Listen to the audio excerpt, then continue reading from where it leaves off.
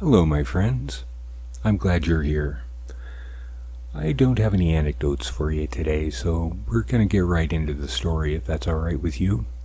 I should mention that there is a little bit of rain outside, so you might hear some gentle rain falling in the background. That might even make this better for you. Who knows? But for now, go ahead and lie back, relax, close your eyes, and sleep well.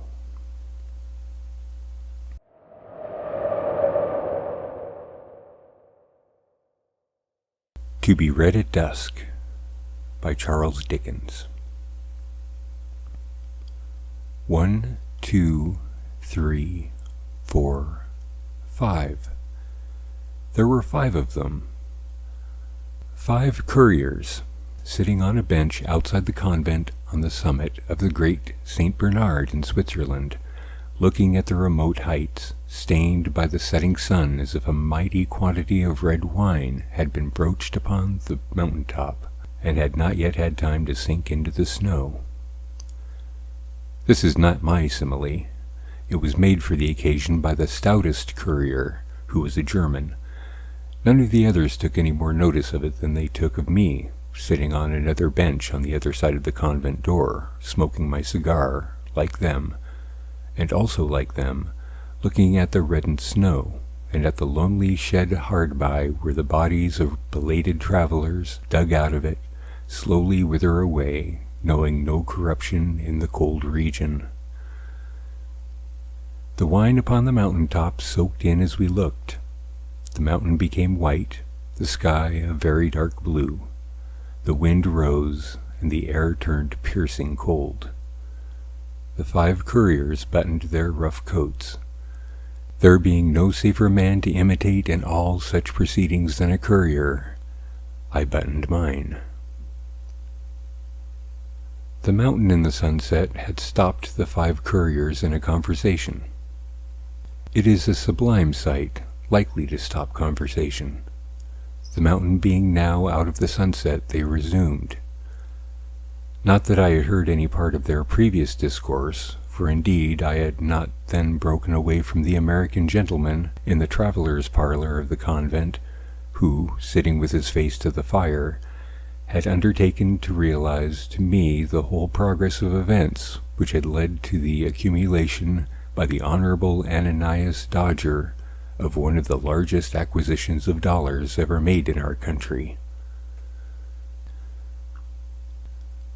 "My God," said the Swiss courier, speaking in French, which I do not hold, as some authors appear to do, to be such an all-sufficient excuse for a naughty word, that I have only to write it in that language to make it innocent.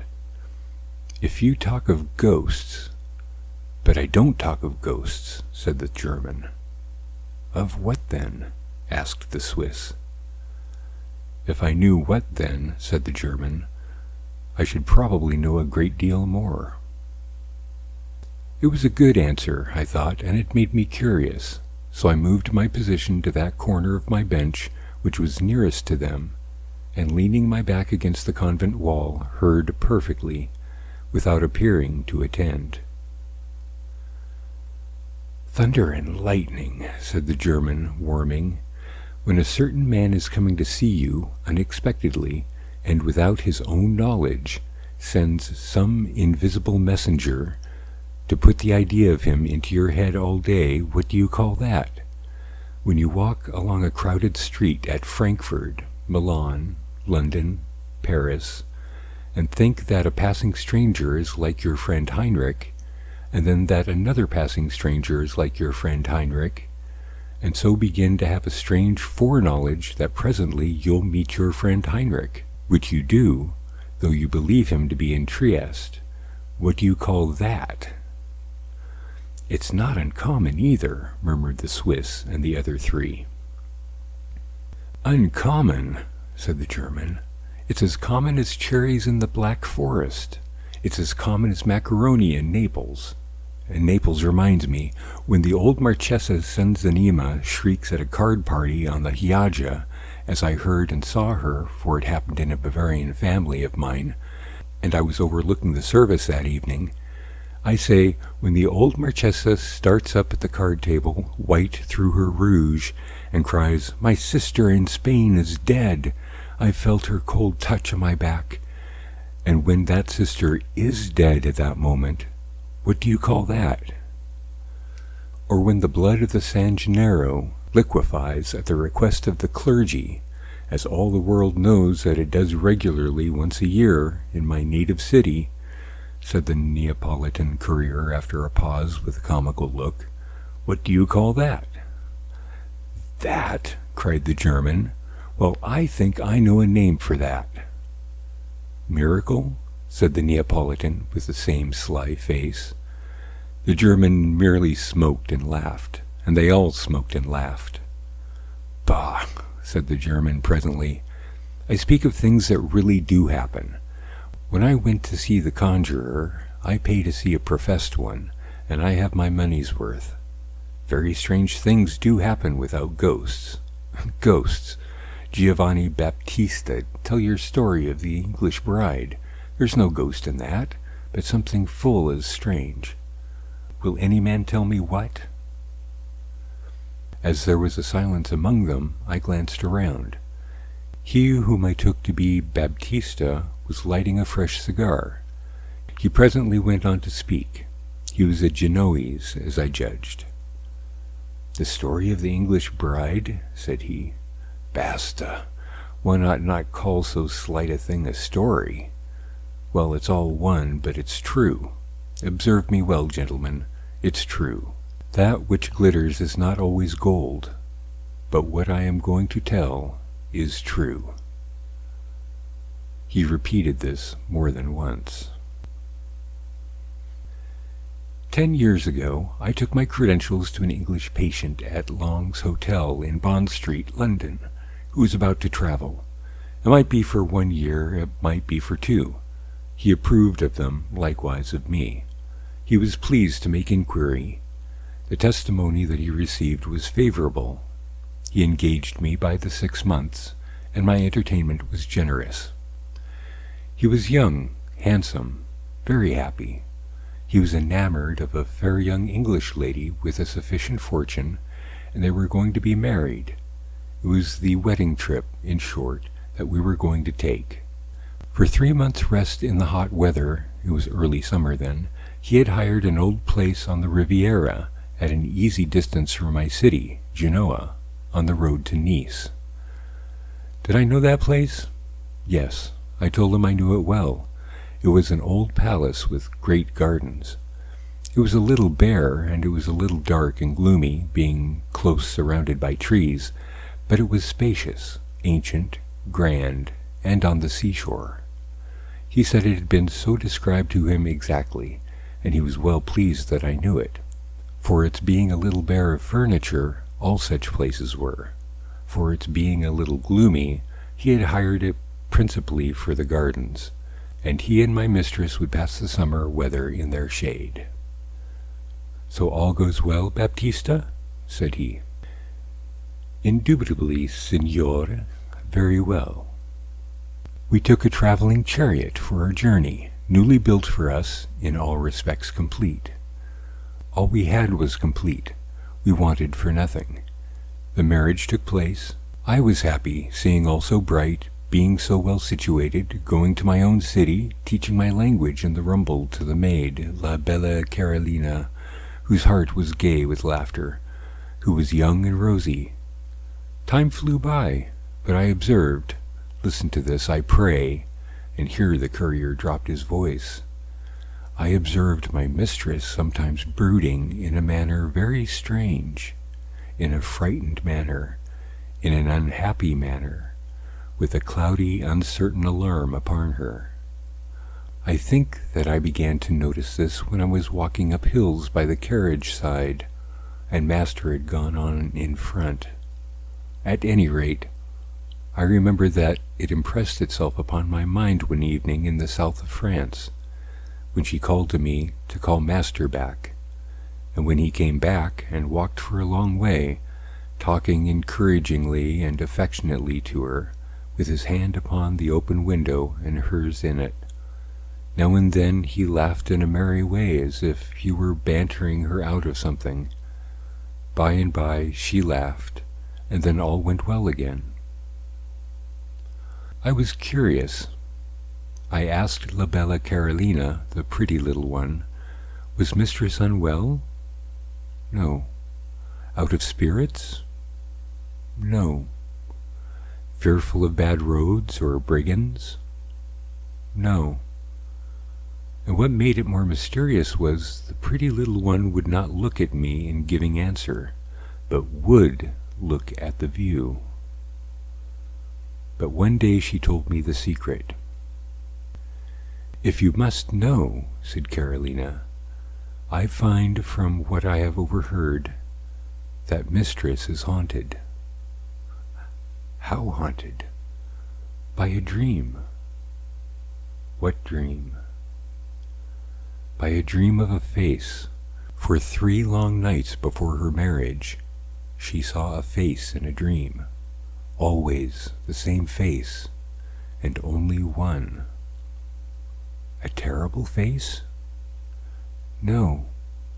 The face of a dark, remarkable-looking man, in black, with black hair and a gray mustache. A handsome man except for a reserved and secret air.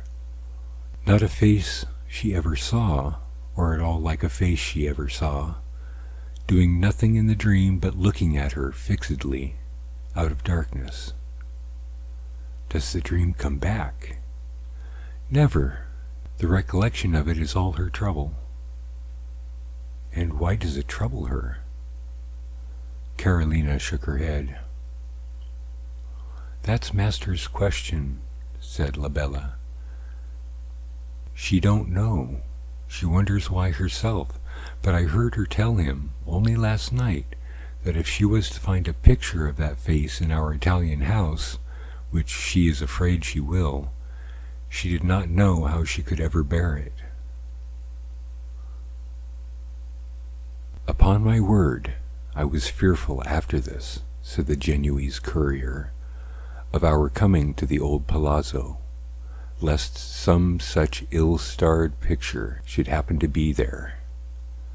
I knew there were many there, and as we got nearer and nearer to the place, I wished the whole gallery in the crater of Vesuvius. To mend the matter, it was a stormy, dismal evening when we, at last, approached that part of the Riviera. It thundered, and the thunder of my city and its environs rolling among the high hills is very loud. The lizards ran in and out of the chunks in the broken stone wall of the garden, as if they were frightened. The frogs bubbled and croaked their loudest. The sea wind moaned, and the wet trees dripped, and the lightning, body of San Lorenzo, how it lightened.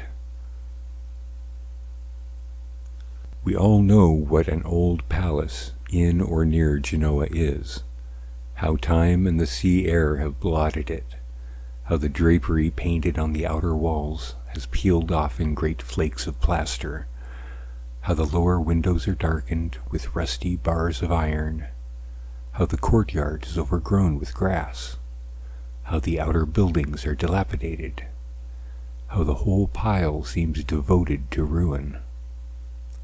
Our palazzo was one of the true kind. It had been shut up close for months. Months? Years. It had an earthy smell, like a tomb. The scent of the orange trees on the broad-back terrace, and of the lemons ripening on the wall, and of some shrubs that grew round a broken fountain, had got into the house somehow, and had never been able to get out again. There was in every room an aged smell, grown faint with confinement. It pined in all the cupboards and drawers. In the little rooms of communication between great rooms it was stifling. If you turned a picture to come back to the pictures, there it still was, clinging to the wall behind the frame like a sort of bat. The lattice blinds were closed shut all over the house. There were 2 ugly gray old women in the house to take care of it, one of them with a spindle, who stood winding and mumbling in the doorway, and who would have as soon let in the devil as the air. Master, mistress, la bella Carolina, and I went all through the palazzo. I went first, though I have named myself last, opening the windows and the lattice blinds, and shaking down on myself splashes of rain and scraps of mortar, and now and then a dozing mosquito or a monstrous, fat, blotchy Genoese spider. When I had let the evening light into the room, master, mistress, and la bella Carolina entered. Then we looked round at all the pictures, and I went forward again into another room. Mistress secretly had great fear of meeting with the likeness of that face. We all had, but there was no such thing. The Madonna and Bambino, San Francisco, San Sebastiano, Venus, Santa Caterina, angels, brigands, friars, temples at sunset, battles, white horses, forests, apostles, doges, all my old acquaintances, many times repeated? Yes. Dark, handsome man in black, reserved and secret with black hair and grey mustache, looking fixedly at mistress out of darkness? No. At last we got through all the rooms and all the pictures, and came out into the gardens. They were pretty well kept, being rented by a gardener, and were large and shady.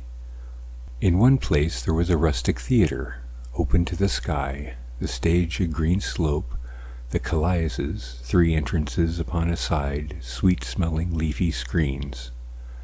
Mistress moved her bright eyes, even there, as if she looked to see the face come in upon the scene, but all was well. "Now, Clara," master said in a low voice, "you see that it is nothing. You are happy." Mistress was much encouraged. She soon accustomed herself to the grim palazzo, and would sing and play the harp, and copy the old pictures, and stroll with master under the green trees and vines all day. She was beautiful. She was happy. He would laugh and say to me, mounting his horse for his morning ride before the heat, "All goes well, Baptista." "Yes, signor. Thank God, very well." We kept no money.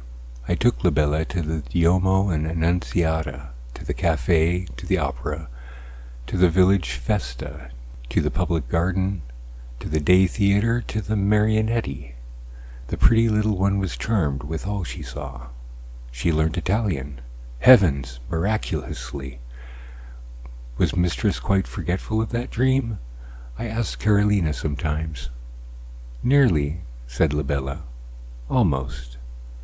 It was wearing out." One day master received a letter and called me. "Baptista!" "Signora?" "A gentleman who is presented to me will dine here today. He is called the Signor dell'Ombra. Let me dine like a prince." It was an odd name. I did not know that name, but there had been many noblemen and gentlemen perused by Austria on political suspicions lately, and some names had changed. Perhaps this was one. Altro dell'Ombra was as good a name to me as another. "When the Signor dell'Ombra came to dinner," said the Genoese courier in the low voice into which he had subsided once before, "I showed him into the reception-room, the great sala of the old palazzo. Master received him with cordiality, and presented him to mistress. As she rose, her face changed. She gave a cry and fell upon the marble floor. Then I turned my head to the Signor dell'Ombra, and saw that he was dressed in black, and had a reserved and secret air, and was a dark, remarkable-looking man, with black hair and a grey moustache. Master raised mistress in his arms, and carried her to her room, where I sent la bella Carolina straight. La bella told me afterwards that mistress was nearly terrified to death, and that she was wandered in her mind about her dream all night. Master was vexed and anxious, almost angry, and yet full of solicitude. The Signor Dellombra was a courtly gentleman, and spoke with great respect and sympathy of Mistress's being so ill. The African wind had been blowing for some days. They had told him at his hotel of the Maltese Cross, and he knew that it was often hurtful. He hoped the beautiful lady would recover soon. He begged permission to retire, and to renew his visit when he should have the happiness of hearing that she was better. Master would not allow this, and they dined alone. He withdrew early. Next day he called at the gate, on horseback, to inquire for Mistress. He did so 2 or 3 times in that week. What I observed myself, and what La Bella Carolina told me, united to explain to me that Master had now set his mind on curing Mistress of her fanciful terror. He was all kindness, but he was sensible and firm. He reasoned with her that to encourage such fancies was to invite melancholy, if not madness, that it rested with herself to be herself, that if she once resisted her strange weakness so successfully as to receive the Signor Dellombra as an English lady would receive any other guest, it was forever conquered. To make an end, the Signor came again, and Mistress received him without marked distress, though with constraint and apprehension still, and the evening passed serenely. Master was so delighted with this change, and so anxious to confirm it, that the Signor Dellombra became a constant guest. He was accomplished in pictures, books, and music, and his society in any grim palazzo would have been welcome. I used to notice many times that Mistress was not quite recovered. She would cast down her eyes and droop her head before the Signor Dellombra, or would look at him with a terrified and fascinated glance, as if his presence had some evil influence or power upon her. Turning from her to him, I used to see him in the shaded gardens, or the large half-lighted sala, looking, as I might say, fixedly upon her out of darkness. But truly I had not forgotten La Bella Carolina's words describing the face in the dream. After his second visit, I heard Master say, "Now see, my dear Clara, it's over. Dellombra has come and gone, and your apprehension is broken like glass."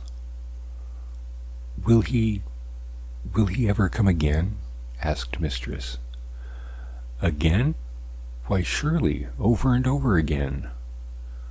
"Are you cold?" She shivered. "No, dear, but he terrifies me. Are you sure that he need come again?" "The surer for the question, Clara," replied Master cheerfully. But he was very hopeful of her complete recovery now, and grew more and more so every day. She was beautiful. He was happy. "All goes well, Baptista?" he would say to me again. "Yes, Signor, thank God, very well." "We were all," said the Genoese courier, constraining himself to speak a little louder, "we were all at Rome for the carnival. I had been out all day with a Sicilian, a friend of mine, and a courier, who was there with an English family. As I returned at night to our hotel, I met the little Carolina, who never stirred from home alone, running distractedly along the Corso.